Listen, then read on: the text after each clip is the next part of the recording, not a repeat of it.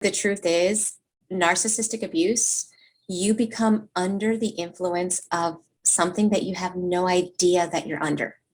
Okay, by definition, the person that coined narcissistic abuse, which I talked about in my last video, I'll leave the link to that video here, but it was Sam Vaknin who coined the term narcissistic abuse.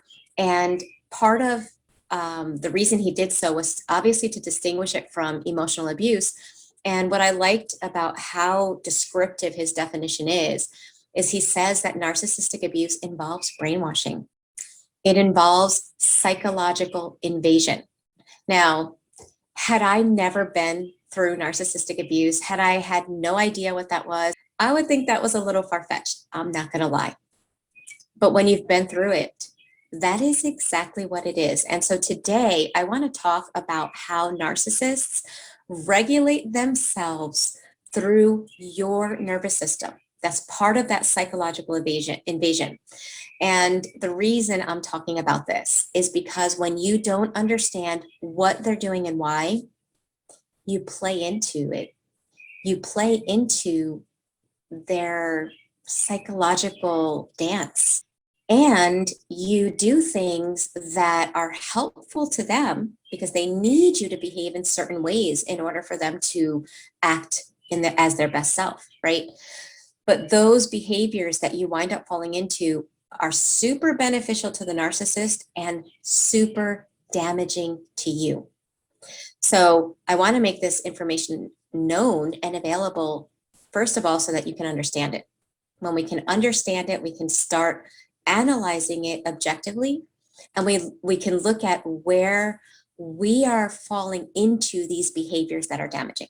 Okay, so with that in mind, let's get started. For those that don't know me, my name is Michele. I'm a life and relationship coach. I'm also the founder of the Thrivers School of Transformation. I have a lot of free and affordable resources for people that are wanting to dive deeper. So make sure you check out the description box below for those resources. Okay, so let's dive into how they regulate their nervous system through you.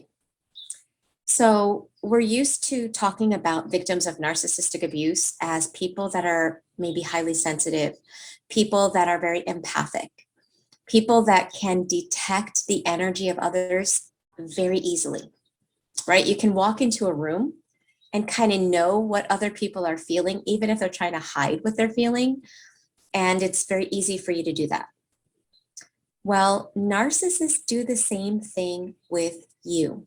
So we have our parasympathetic nervous system and our sympathetic nervous system, the two main branches of our nervous system, right? Well, narcissists live their life in fight or flight.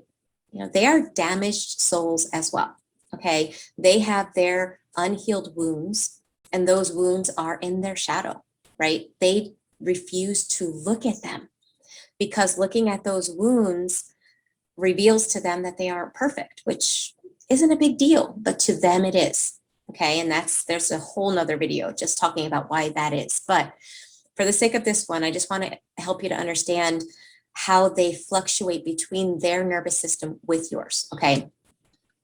So they're always in fight or flight. So they're in their sympathetic state, which never feels settled. Anytime we're living life in our sympathetic state, we don't feel grounded. We don't feel at peace. We don't feel genuine happy. How can we? Our brain is stuck in survival mode.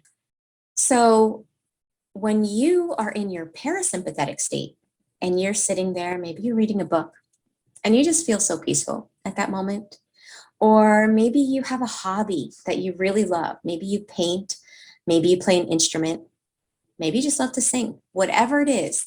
At those moments when you are relaxed and at peace, the narcissist can detect that you are in your parasympathetic state. Now, they are not using those words, right? They are not using that emotional literacy, but they feel the energetic difference between you and them, their state and yours. And when you are in your parasympathetic state and you're feeling peace and calm, I mean, it could be that you're just sitting there enjoying a cup of coffee, right? And you're not doing anything. You're just sitting there. It irritates them because what happens when they see you in your parasympathetic state is they see you calm, and it causes them to be aware of their suppressed trauma, their suppressed emotions, and everything they've stuffed into their shadow. Okay, so they get this glimpse of what's going on inside of them. They don't like it. Now, there are times all of us take a glimpse inside and we may not be happy with what we like.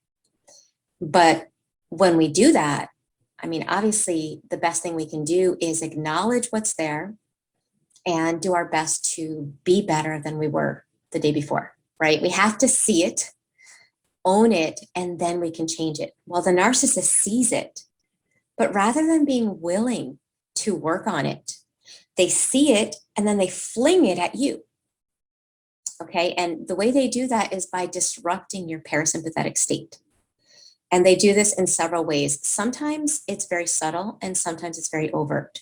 Okay, somebody that would be an overt narcissist will outright criticize, yell, throw something, do something to break you out of that state, so that now you're on alert, you're nervous, you're wondering what's wrong, you're feeling like, did I do something wrong? That's what they want you to be in. Someone that's covert might say something like, wow, you're just sitting there enjoying a cup of coffee? Yeah. But they say it in a way that makes you think that what you're doing is, there's something wrong with it. And so you start thinking, well, should I be doing something else? And their whole goal is to try to get you to feel uncomfortable. If not uncomfortable, angry, lonely, upset. They chip away at your self-esteem. So your peaceful moment is now gone, right? And what happens? Have you ever noticed, and I know you guys have gone through this, and if you are still in it, if you're still in relationships like this, I want you to try something, okay? The next time that happens, if you feel yourself go from your parasympathetic, calm, laid back state of mind into like you're on walking on eggshells now, watch the narcissist. Be super observant, because it is literally at the moment where you stop feeling peaceful and you start feeling stressed or whatever negative emotion that is provoked in you. It's literally at that moment that it's almost like you just gave them a sedative, right? Energetically, you gave them a sedative and now they feel super calm. This happens a lot in arguments as well. Let's say they're mad at something, which they always are, right? I mean, anger is really their underlying default emotion. So they're angry and they start an argument. If you're new in the relationship, you're not reactive, right? You're still you. You're still you. That's an important phrase to remember. Okay. So at that moment, you're still you. And so you're trying to handle the argument in a very calm way. So you're still in your parasympathetic state. You can be in a disagreement and be in your parasympathetic state. You still feel grounded, you still feel calm, and you're just using your words to communicate, right? They don't like that. This is a hard truth to swallow. Like, they're not looking for peace. What they are looking to accomplish in that argument is to have that energetic exchange where their anger can be put into you. The second you get angry, there's that balancing, they calm down. And it's literally as if they don't even understand why you're so angry. They're like, why are you so angry? Like this, this is just a discussion. And you're left wondering, what in the world just happened? Well, they took their anger and they poked and poked and poked until you exploded or got upset. It doesn't have to be a 10 of explosion. You can just be upset, sad, cry, any negative emotion, any emotion that disempowers, right? And they'll be happy with that. And they will feel better, because what goes on in their head on a subconscious level, they would never say that they ever had these thoughts, but this is what is really going on a subconscious level. They're like, oh, she's the one that's angry and upset, or he's the one that's, out of control and dysregulated. Oh, I thought I saw something, but it's really them. It's not me. I'm good. And it's literally like this calm that they get. When you don't understand that, you wind up playing into this cycle of you're at peace, and then they provoke it, and then you are the one that is, reactive. And with time, from the peace to you being reactive, it's faster and faster, to the point where they just have to say a tiny, tiny little thing and you explode. And now you really look like the problem, because it's happening so fast and they're doing less and less to get you to that point. And it's all because they're training your nervous system to not be in the parasympathetic state. Okay. Not only do you lose your peace and calm, the person that you really are, not only do you lose the ability to feel relaxed and enjoy life, right? You now live life in fight or flight, always walking on eggshells. You are now, it's twisted now to the thought to appear like you are the problem. And sometimes you fall for it because you know how you used to be.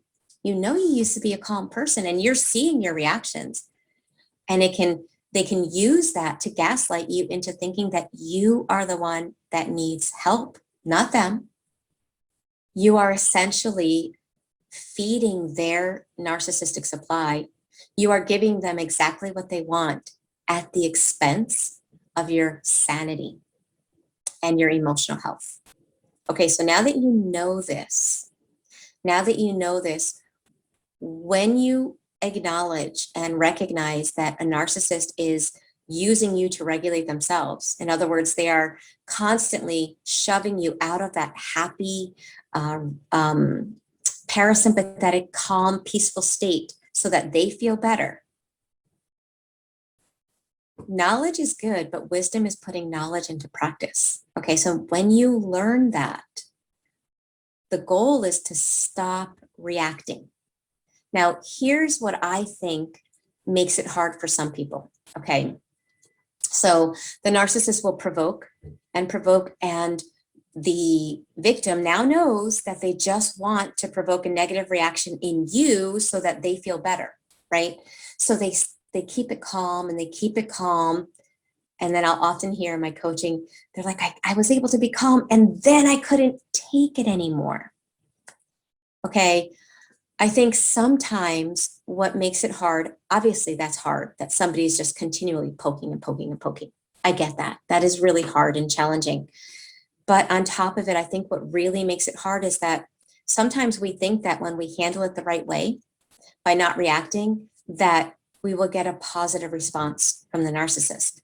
They will stop poking, or things will get better. Here's a truth pill that needs to be swallowed. When you are handling it without allowing that emotional regulation or that emotional nervous system swap to take place, they're not going to get better. The relationship as to how you guys are together isn't necessarily what's going to get better. What's going to get better is you, how you feel about you. You will start to feel more grounded in you. You will start to feel more like yourself because you're not giving in to that, that psychological, emotional swap. In order to do that, though, in order to really do that, in order to continue without that explosion, it's not an external thing. It's not just about, I'm not gonna give in and I'm gonna act calm. It's not about that.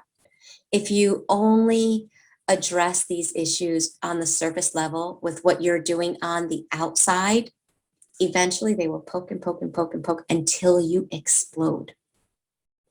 It's about getting on the inside to the beliefs that are causing you to be provoked and to feel those emotions. So it's deeper.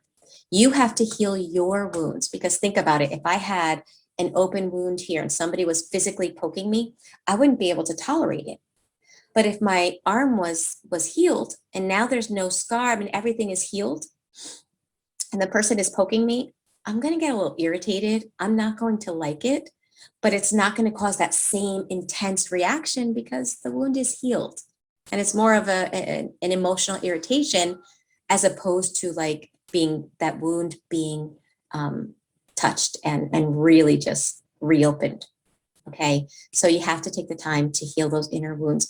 If that's where you're getting stuck, and the videos, and you've been watching videos for a long time, and you don't feel like you're able to get to those wounds, those deeper places, please check out the Thriver School of Transformation, because we meet live every week. Each month we have a different theme. Each theme is like a different piece of the puzzle to healing. And we don't just talk about it like this is a one-way thing. You know, I'm talking, but you can't ask me any questions, and we can't kind of personalize it to you. But when we meet live weekly, we leave time for group coaching, and that's when you can personalize and find out where you're getting stuck and get the assistance needed. So if you need more, that is always available to you.